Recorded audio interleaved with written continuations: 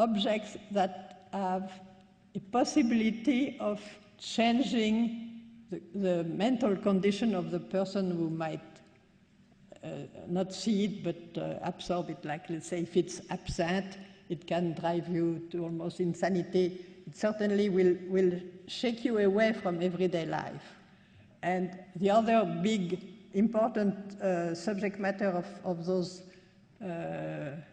works of 1912 to 1914 is the violin or another musical instrument, because, again, it is to reach a kind of ecstasy above and beyond anything rational.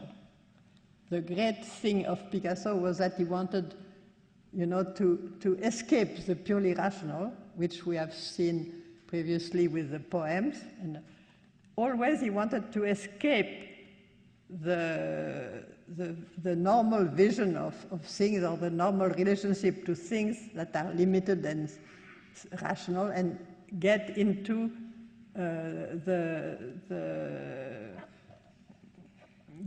the metaphysical aspect of things, where you can go beyond the appearance and into an essence, probably. So the fact that it's not simply a still life, yes, but that still life is meant as leading you outside of the well-trodden path into something else.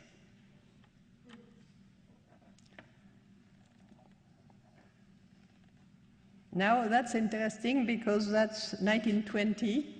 I show you that one because you have, on the same canvas, you have some of the very, very realistic, a couple, a woman's profile and a hand and two hands that are of the neoclassical period that was called Return to Order after the First World War. And at the same time, on the same canvas, you have some very well-resolved still lifes, which are in Cubist, in Cubist style. And why would that be? Well, also, first of all, why, when he went back to more figurative work, why did he select to make those gigantic shapes? Picasso told me that when he was even a child, he had some nightmares where he would see the body of a person or several bodies that would augment and diminish in front of him like that, you know, and that it was an experience of terror. And supposedly, when he married his wife Olga, who was, when he met her, a dancer of the Russian ballet, she did not understand modern art at all, and always wanted him to come back to the classics, as if the classics, that's what is good, you know, because that's all she knew herself. And so, even though Olga herself was a very thin, elegant type of woman, during the period where he was married to her, he was painting those big giantesses with huge arms, huge hands, huge feet, huge everything. And even there is one that I did not reproduce here, but which is called Three Women at the Fountain. And I always jokingly thought to myself that one of them had to be his mother, one of them had to be his sister, and the third has to be his wife, because he thought that the influence of women on his life was detrimental to the extreme. So anyway, it's interesting to see that for him, not only could he create a new language, but he could also show that he could use more already well-known languages. Because in 1917, with the Ballet Russe, he had gone to Rome and to Naples, and he had seen the Museum of Naples, where, of course, there are all those paintings from Pompeii, where the Roman women looked really like giantesses, and probably that's what gave him the first notion of, aha, I am going to go with, my own dreams and my own dreams and nightmares of giantesses. That will be it.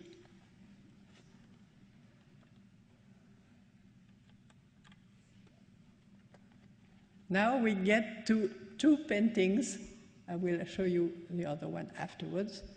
That is very interesting. That is, of course, it's 1921, and it is a beautiful, huge synthetic cubist painting with the three characters on the left, the white clown, the Gilles, as we call him in France, in the center, and the Gilles is the one on the left playing the saxophone. In the center, you have the Harlequin, Picasso himself, so to speak, playing the guitar, and to the right, a kind of monk, because his friend Marc Jacob who was Jewish, had converted to Roman Catholicism and was now living in very near a convent in the center of France. And so the three of them, that to the left, the white clown is Braque, to the center, this is Picasso himself as Harlequin, as usual, and the monk is Marc Jacob. Behind, you hardly see him, but if you look a little bit carefully, you'll see that there is a dog. So you see the dog's feet, and you see the head of the dog, and somewhere you see the tail of the dog between the legs of the people. And that's also very typical, because Picasso always lived with animals. At some point he had some monkeys, and some other times he had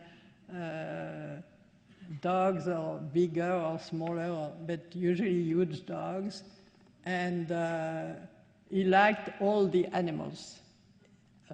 When he had the possibility, when he was not inside Paris, he would have different animals always in the garden. And this is the other, as a matter of fact, this one was painted first. That painting is it's also the three musicians, and it's in the Museum of Philadelphia. And there, the white clown is in the center, reading the partition, able to read the music, which Georges Braque was quite able to do, because he was pretty good in playing the instrument, etc. There, Picasso seems to be playing the violin, which is, for him, not an instrument of music, but an instrument of cubism.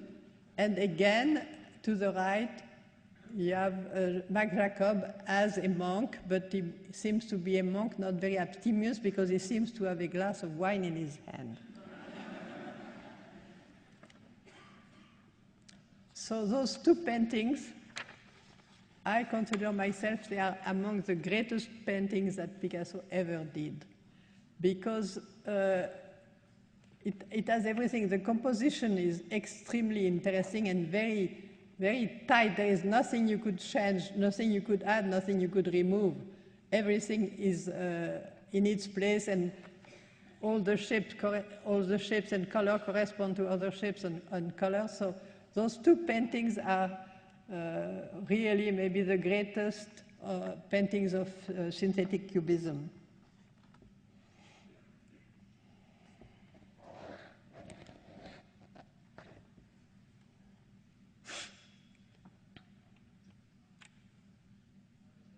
And there again a little Harlequin, and this this Harlequin is in 1925. This is his son, Paul. Whenever he did portraits of his children, he usually got to be a little bit more sentimental or more